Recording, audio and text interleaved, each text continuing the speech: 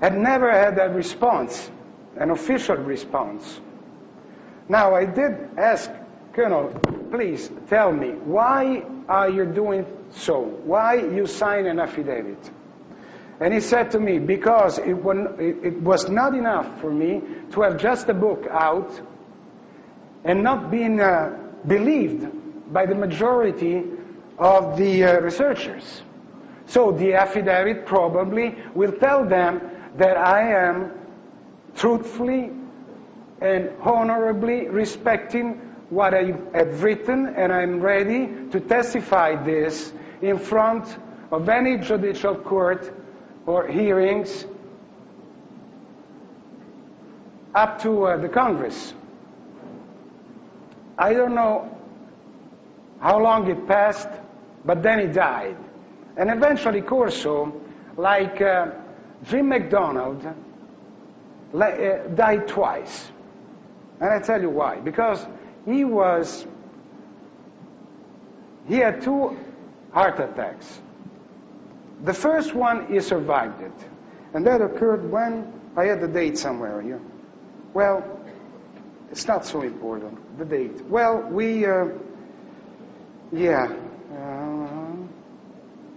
well, doesn't matter. But he survived the first one. And a few days later, since his recovery was almost miraculous, through Paola Harris we had a chance to talk to Corso, and he said, look, somebody help me. I felt like during my coma, I felt that a sort of a light, and a hand was appearing from nowhere and posing the fingers over my chest.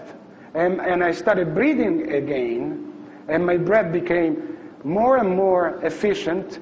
And here I am, and perfectly well, Maurizio. So don't worry, because they are taking care about me. Now I said, okay. At that point I said, Colonel Corso, unfortunately, he's an old man. He got a stroke already. He's in bad shape mentally also. Not at all. He was clear-minded. Then I spoke to Phil Jr. And I said, Pop is doing very good.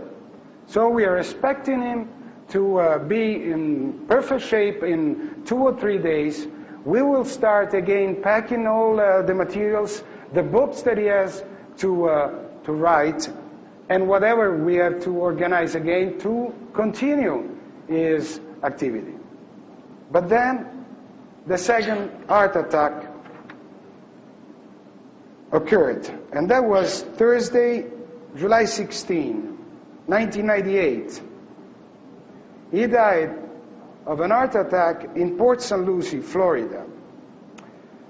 Problem is that when the family understood that fateful morning that something was again very wrong, they called up immediately the same hospital where Corso was cured and saved before.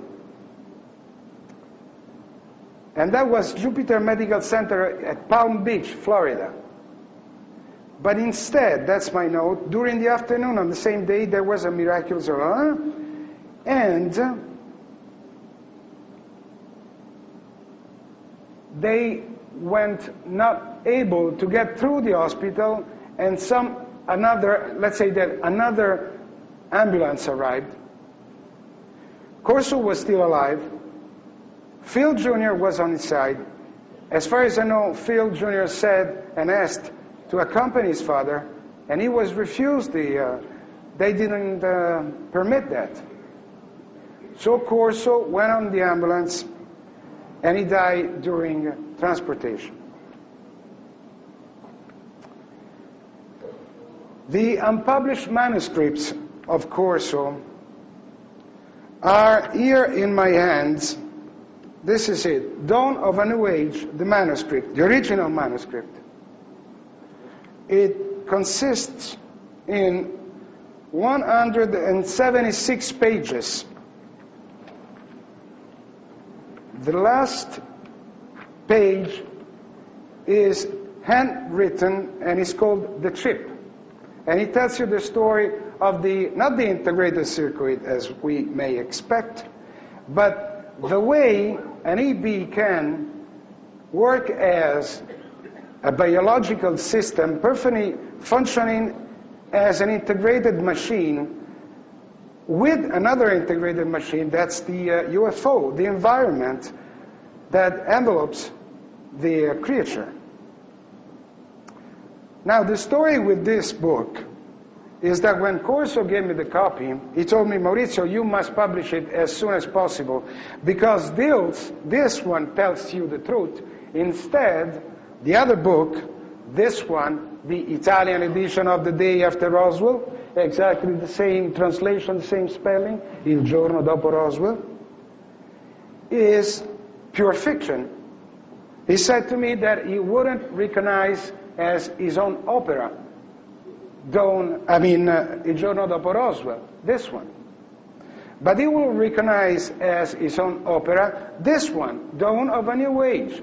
The reason why I was not able to come to this conference twice already, because for this book I signed a contract, and I did publish it in Italy, and it's the only overall edition worldwide, and is the diary of Corso.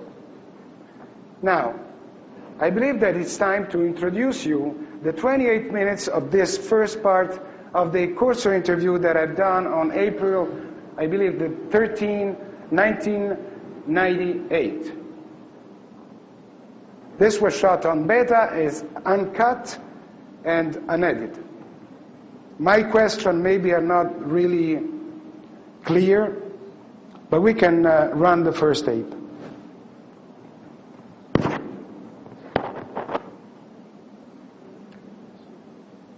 I knew Trudeau when he was Chief of Army Intelligence.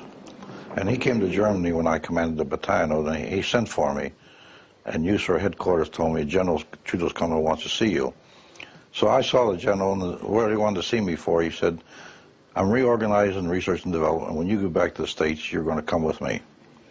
Well, when I went back to the States, about 3 or 4 months after I was back, I get an order from the Pentagon to report to the Chief of Research and Development. I walked into General Trudeau's office, saluted him, he looked at me, he said, you aboard, Phil? I told him, yes. Then he gave me an order, and he never gave it to me after. He said, Phil, watch things for me, the rest don't understand. And we had 3,000 officers in R&D. Of course, I'd been with him before, see.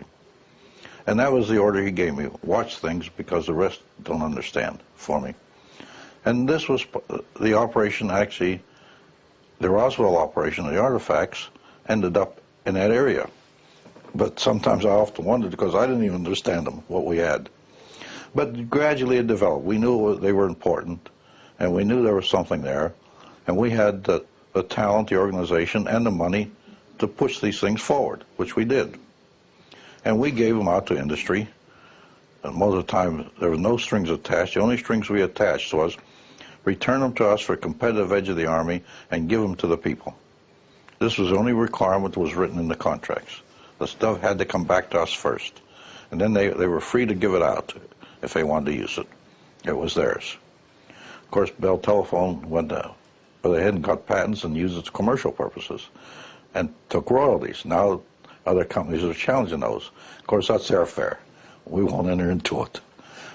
And the scientists that you contact personally were the ones that the Americans brought from Germany? No, not totally. I had 2 of the German scientists of Operation Paperclip. 2 of them were actually on my team. The general gave me the team to investigate a line of atoms in metals, which we didn't succeed because it was quite a big operation. And these scientists were on my team. But there was many American scientists. The general's orders were go out and find people that are working in the direction of what we think these things are. And that's in the book. That's what my instructions were. So I found out at our own laboratories and universities. I made a search. Of course, I had help. I didn't do this myself only. And industry. We went around and visited 25 of the top Fortune 400 industries. and we fed R&D contracts into them.